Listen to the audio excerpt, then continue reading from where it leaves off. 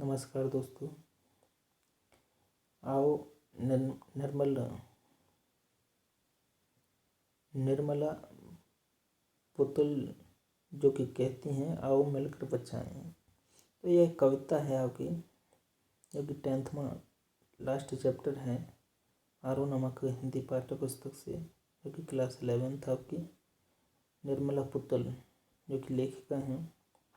सबसे पहला जो क्वेश्चन बनता है वे कहते हैं कि माटी का रंग प्रयोग करते हुए किस बात की ओर संकेत किया गया है।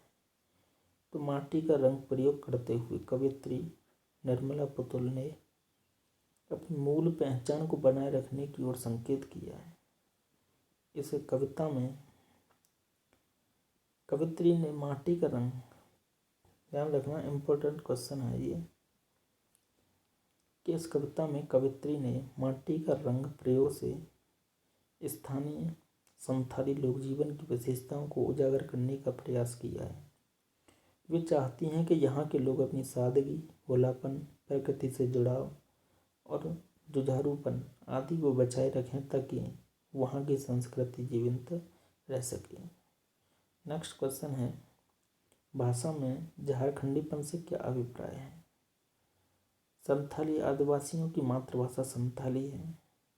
वे दैनिक व्यवहार में जिस संथाली भाषा का प्रयोग करते हैं उसमें उनके राज्य झारखंड की पहचान मिलती है। उनकी भाषा से यह पता लग जाता है कि वे झारखंड राज्य के निवासी हैं। कवयित्री भाषा के इसी स्थानीय स्वरूप की रक्षा करने को कहती हैं।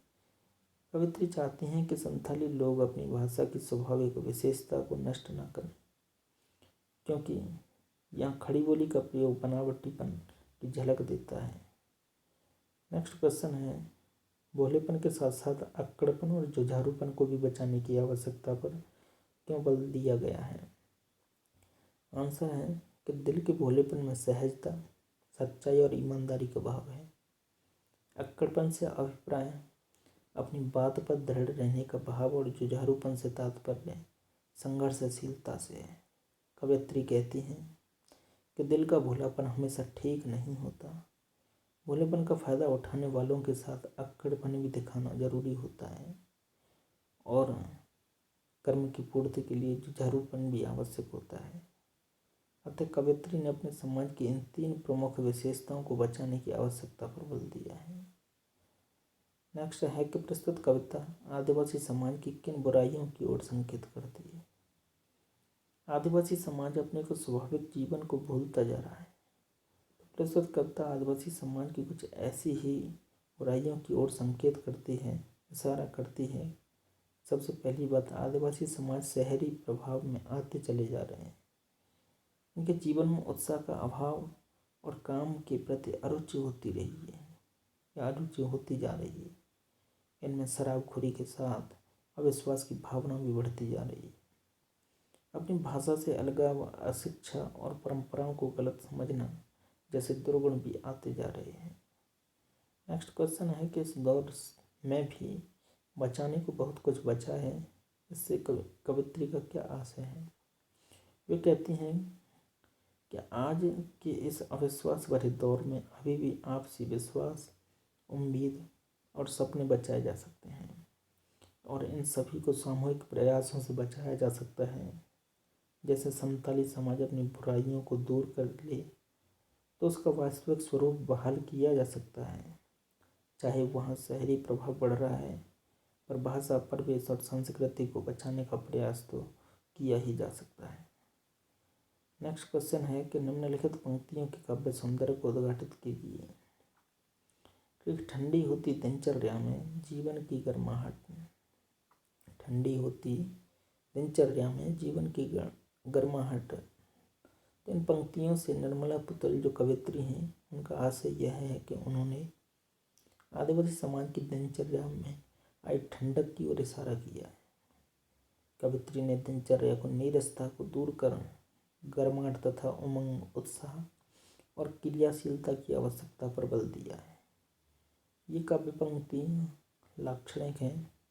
इनके उपयोग से कविता में एक प्रकार का गांभीर्य आया है, क्योंकि कवयित्री ने बहुत कम शब्दों में बहुत बड़ी बात कह दी है। नेक्स्ट क्वेश्चन है, निम्नलिखित पंक्तियों के काव्य सौंदर्य को उद्घाटित कीजिए कि थोड़ा सा विश्वास, थोड़ी सी उम्मीद, थोड़े से सपने आओ मिलकर बचाएं।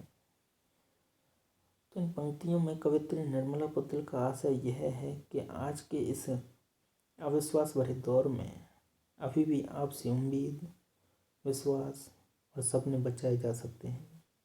इन सभी को सामूहिक प्रयासों से बचाया जा सकता है। थोड़ा सा, थोड़ी सी, थोड़े से, इन तीनों शब्दों के प्रयोग थोड़े से अंतर के साथ एक ही अर्थ के वाहक हैं। इसके कारण लय का समावेश सा प्रतीत होता है।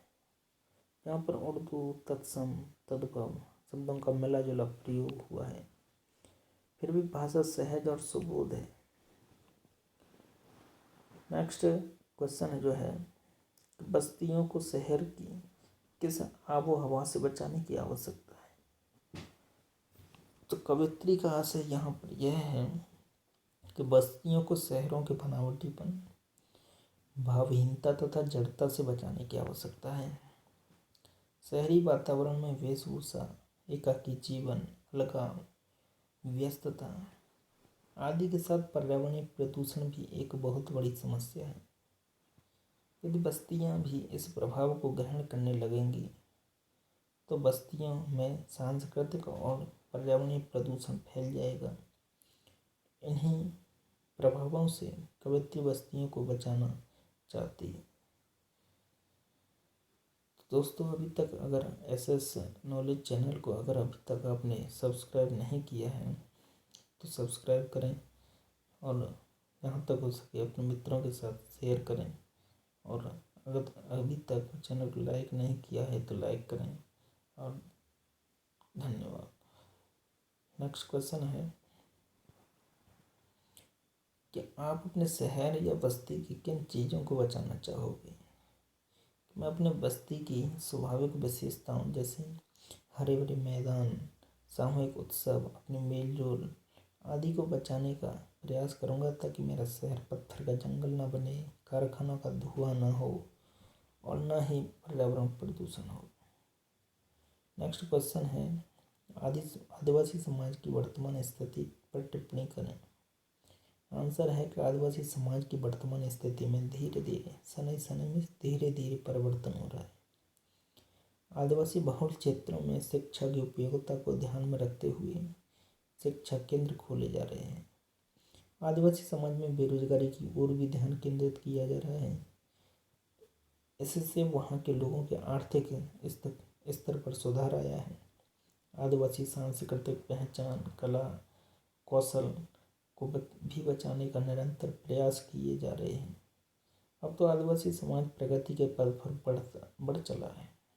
इस प्रकार आदिवासी समाज की पहचान को बरकरार रखते हुए उन्हें आधुनिक समाज से जोड़ने के प्रयास किए जा रहे हैं।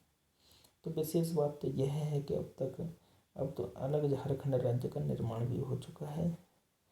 आई होप दोस्तों आपको अगर वीडियो पसंद आई हो तो लाइक करें और अपने मित्रों के साथ शेयर करें जहाँ तक हो सके, और चैनल अगर अभी तक आपने सब्सक्राइब नहीं किया है तो सब्सक्राइब करें और बेल आइकन प्रेस करें।